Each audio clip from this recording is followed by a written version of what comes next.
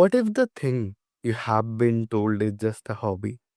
The knitting, the painting, the writing, the making of things with your hands is actually one of the most powerful healing tools you have. Mhm. And what if the reason so many of us feel lost, stuck, or little flat is not because we are broken, but because we have been spending all our energy to fix what is wrong with us instead of growing what is already right?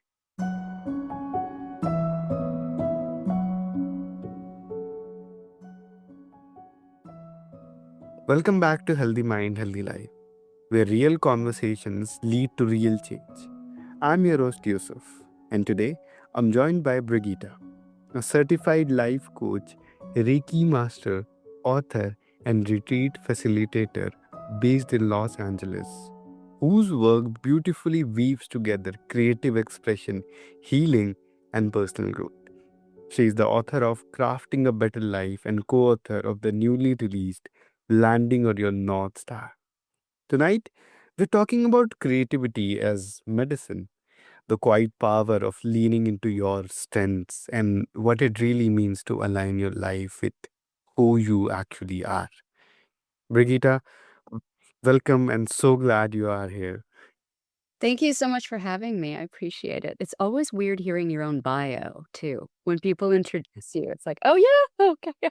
It's such an experience. So thank you for having me. I'm looking forward to this conversation. Perfect. So, I want to start somewhere personal. Yeah. You started life as a professional actress, starred in a television series in Canada, moved to Los Angeles, built a whole career in that world, and then you walked away from it Yeah. and built something completely different. Looking back, what do you think that transition was really teaching you? Oh, what the transition was teaching me? Yeah, it's an interesting experience of your value system and how you can stay in alignment with your value system and approach it from so many different ways and feel really satisfied, and how staying in alignment with what matters to you is really important at the end of the day. So I loved acting. I started when I was very young. I was a teenager. And at a certain point, my reasons for getting into acting and my reasons for staying with it changed.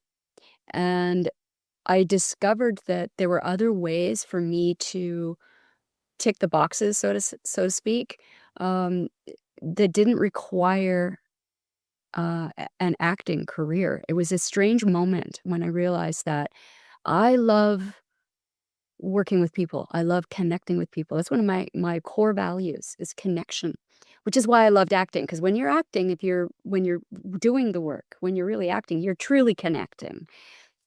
And you're also connecting to the audience, even if it's on film and TV.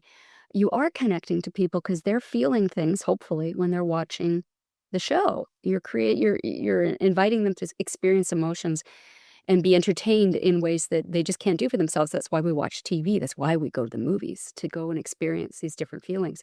So all of that was happening with acting, but there are so many other ways to connect with people.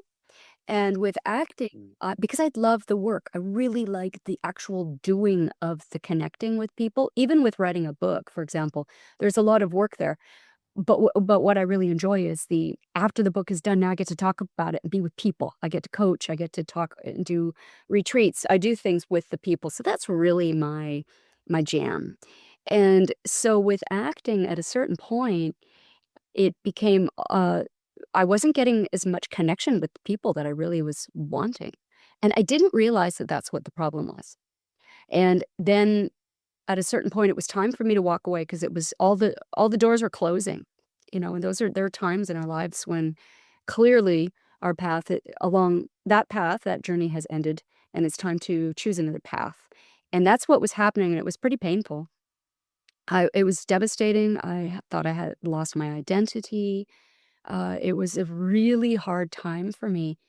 However, growth, that's when you're growing often, if you're willing to be open to the growth opportunities around you. And I discovered, oh, the reason the reason I stayed in acting was this connection piece, this other value that I didn't realize Honestly, I don't even think I realized it existed, or I wouldn't have called it that. I would have I maybe creative expression, yes, but I think the connection piece became very apparent to me, and then I realized I can do other things and do the work and be engaged and not have to audition and then have someone else grant me the opportunity to do the work that I love. Because ultimately with acting, you're waiting for someone else to hire you, and then you get to Yeah, do the work you love. And now, granted, remember when this was also before digital. So the only way to if yeah, you wanted to do your own work, it was 35 millimeter film. I did produce a short film with a friend of mine. It's a great film. We went to festivals, but it was a very expensive proposition. And filmmaking wasn't really my jam. I enjoyed it, but it didn't really light me up. Whereas this connection piece did. And so that was a big growth opportunity for me. It was a huge life change for me, walking away from acting, something I thought I was going to do for the rest of my life. Um, However, it set me up really beautifully for pursuing where I am now. So where I am in my life now, what I can see is that when you're really in alignment with what matters to you, and it's gonna be very different for each and every one of us. But when we're in alignment with it, even the quote unquote "hard work" feels easy. You lose track of the time. You go to bed mm, tired, but you're not wiped out, you're not drained, you're just exhausted because you worked all day and you're really excited about things. You get excited in the morning when you wake up, and you're willing to put in the work. And it's a very different feeling. That's that flow feeling or momentum feeling. That's one of the things I coach people with is like, how do we remain in that? How do we align ourselves with that level of energy and creativity so that it's sustainable? It's like it should just keep regenerating, right? It should fuel itself. What you're doing should fuel you. yeah. Yeah. So it was hard. I will not lie. It was a tough transition. So, Brigitta, the phrase, creativity as medicine. Yeah. It is one of those ideas that sounds poetic, but I want to understand what you actually mean by it. Because for a lot of people, creativity is something they do after life is handled, a luxury, something they have earned. So, what are we missing when we treat it that way? And how can we start treating it as a medicine? Beautiful question. I agree with you, and I've fallen victim to this sometimes still, that, "Oh, creativity is a luxury. It's something I'll do at the end of the day." Get Yeah. the work done first, and then you do your creativity, whatever that is. And then, of course, what happens? You never have time for yourself. That's what happens. Mhm. It's usually you don't get around to it. So this notion of having creativity as medicine, it's another way of saying that is creativity is a part of your daily practice of how you realign with yourself. And when I say alignment, it's not like you're aligning with something outside of yourself. It's really truly getting back in touch with what you know to be true with you. So even any meditation practice that you're doing, whether it's Reiki with me or with someone else or a completely different practice, or if you're doing a journaling practice and a creativity practice would fall into this heading as well, you're really stripping away anything that's blocking you from your inner truth. It's really what you're Mm. doing. And that to me is the daily practice, and that to me is medicine. Because all day long we get pulled off course. That's part of being in life. It's a part of being human. We get pulled off course. That's part of the process. But you want to be able to return to this center, this compass within you so that you know you're on track, so that you know you're in alignment. And so the way creativity works, though, which is different than other practices such as prayer or journaling or meditation or even exercise. Some people have an exercise practice that helps them get into alignment, which is beautiful. Creativity is different because creativity taps into our very own life energy at its core, in my opinion, because we are creative by nature. You and I sitting here talking to each other is a creative act. Just learning how Yeah. to function in this world requires creative thinking. And even more truthfully, we colored before we wrote and we sang before we spoke. We Yeah. were creative from the get go. And getting Yeah. crawling to standing is a creative process. And speaking. So it is a natural thing for all of us. It doesn't mean you need to be an artist. That's maybe a different conversation, but being creative is a part of that process. The other thing that happens with all of these things that we're talking about is we don't know what to expect. So when you walk into or when you step into a creative practice, you don't know the future. Even if you're doing something like coloring books, which I love coloring books. You can get all these coloring books online now for adults, and I look at the color and I can see the sketch and I'm gonna fill in all the colors, but I don't know what colors I'm gonna put where. I don't know. So there's this little taste of the unknown and a big taste of being present in this moment. And both of those things are required for healing and growth. You need to be present with what's going on and willing to take that risk uh, Hmm. without being reckless about it. Let's start to get a little comfortable with not knowing and maybe just getting comfortable with what's my first step. What's the next best step for me? And that's all you know. And to me, that's a blueprint for growth. That's a blueprint for, any entrepreneurial business. It's a blueprint for starting a new relationship. Anything in your life where you've created a big change, that's how it started. Getting present and getting a little bit comfortable with not knowing what's coming next. And with creativity, it's a really safe, easy, accessible, cheap. You don't have to spend a lot of money. You don't have to go buy all the paints and all the canvases. You can just doodle on a piece of paper with a pen. That counts, and Yeah. when you do that, you start to build this muscle of being present and curious about the future at the same time. To me, that's medicine. Mm. Wow. That is such an important reframe because I think so many people carry this quiet grief about the creative parts of themselves they put down years ago. The drawing they stopped doing, the music they left behind. And what you are saying is that it was not just a hobby they gave up. It was the part of how they processed, healed, and knew themselves. Yeah. I love that quiet grief that you just said. It is. Because I think there's a certain amount of I mean, at least from being here in the United States, we don't value play. We don't value creativity. And so for us to even think that, oh, we kind of have a longing for the days when we used to pull out the guitar and just riff for a little while, that feels kind of like a guilty pleasure. And there is this quiet, as you said, a quiet grief of, but I miss being that person. I miss the person who could just goof off for 15 minutes on the guitar. That sounds like fun to me. That is, yeah, we miss those days. Yeah. And they don't have to be big. I think we get caught up in of thinking, well, if I'm going to be creative, I got to do all these I've got to do a whole picture today. And meanwhile, again, when I say doodling counts, it really does. Just a piece of paper and a pen and goof off for 5 minutes. Just draw some curly cues and just do the thing. And you will feel yourself relax. You will feel yourself getting present and you will be genuinely happier. So it's worth trying. And everyone's got 5 minutes a day. Yeah. Your new book is called Landing on Your North Star, Yes. which is this beautiful metaphor for finding your life's true direction. But I want to ask about the people who Yeah. feel like they have completely lost sight of theirs. Not just a little, of course, like genuinely disconnected from any sense of purpose or pull. So, Yeah. where do you start with someone like that? Yeah, that's such a beautiful question. The first thing is to know that you've done nothing wrong. I think it's really important to just be really compassionate with yourself and say, own where you're at right now.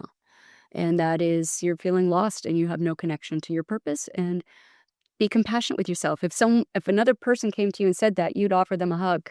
You would say, well, let's sit down, let's stop what we're doing. This requires my full attention. Um, Yeah. How can I help? Probably is what you would say in response to that.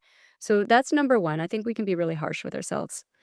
Also, this society has this idea that we're just supposed to know and just go for it all the time, and that's just not reality. I mean, reality is a lot of us have a lot of different things that we're good at that we could pursue.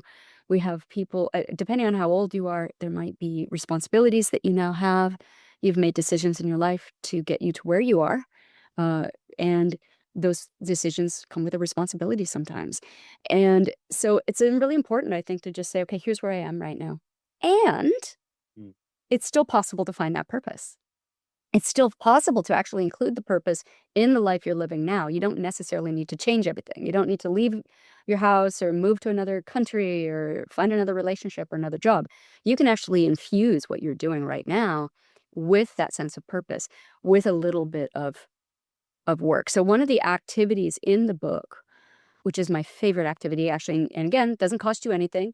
You pull out a piece of paper and you jot down about 5 to 10 of your favorite memories of your entire life. And you don't need to write them all out completely because they're your memories, so you remember them. So the examples we give in the book, for me, is my trip to Africa was a favorite memory. I remember having a pizza party with my friend in 4th grade. That's a favorite memory. I remember this trip that I took to an island off the coast of British Columbia that I loved. Another one was teaching at a retreat.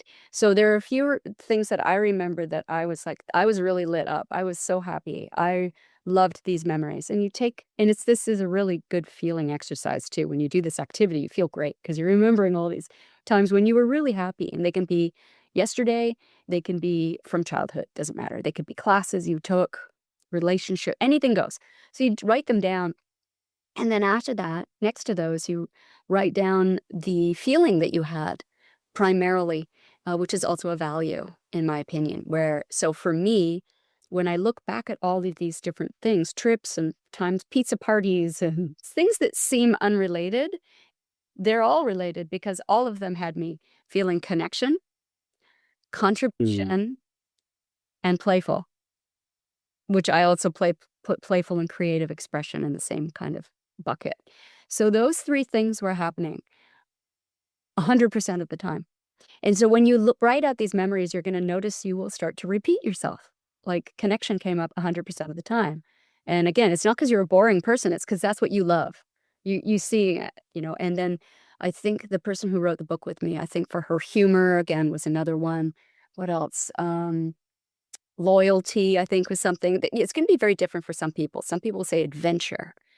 Some people will say, learning new things, learning, growth is a thing. So whatever it is for you, you write those things down, and then you kind of get it to that 3 to 5 values that are most important to you. And from there, guess what? You just need to look for ways to make that happen in the life you're living right now. So Yeah. you have a job that you're less than thrilled with, you feel like you don't have any purpose. Well, if that was me, I would say, well, I've got to find some connection and contribution and maybe figure out if it's possible to have fun or be creative at this job. How can I do that? Well, for Mm. me, connection is going to be pretty easy. Probably. I can probably somehow find a way to connect to people and find a way to contribute. And then I will start to get that sense of, okay, now I'm living a life of purpose. And then you can also the other thing this does is it opens up that curiosity again, and you will start to see other opportunities around you that you didn't notice before. That's all. You just weren't aware of them, and you'll see, "Oh my goodness, it's not even at work. I see all these other fun places that I can contribute instead." That might happen.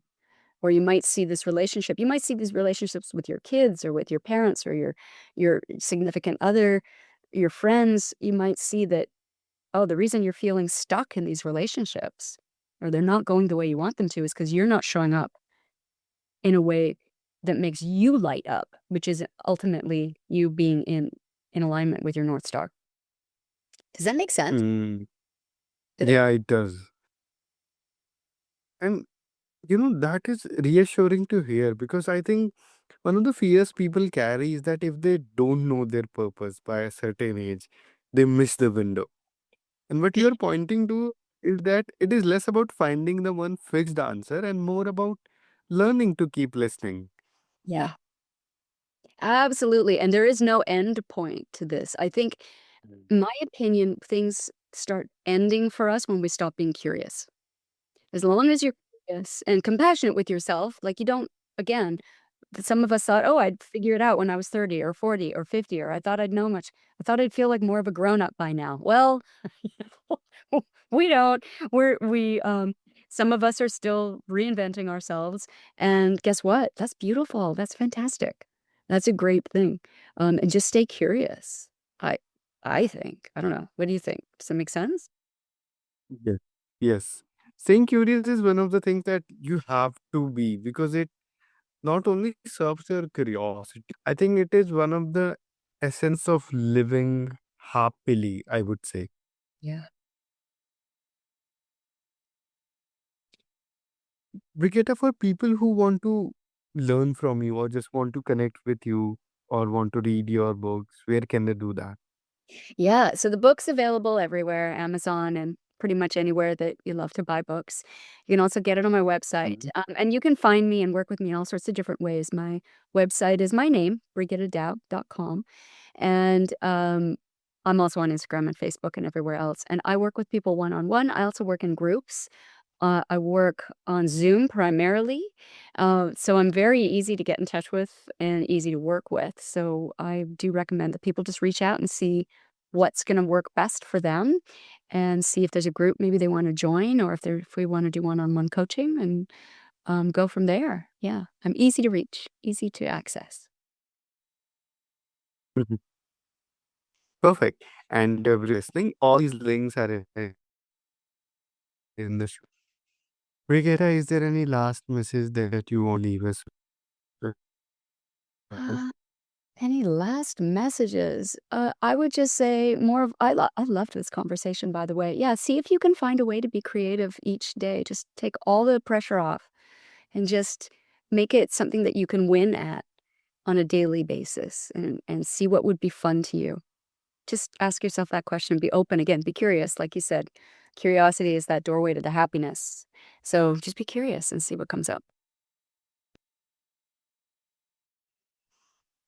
Brigetta, thank you so much for coming here and conversation that reminds you that wholeness is not something you arrive at. It's something you keep returning to, one creative act at a time. Thank you so much. I loved this conversation. And to everyone listening, if something in today's episode stayed with you, share it with someone who might need it tonight. And if you haven't already, subscribe to Healthy Mind, Healthy Life wherever you get your podcast. Take good care of yourselves, all the parts of you. Until next time.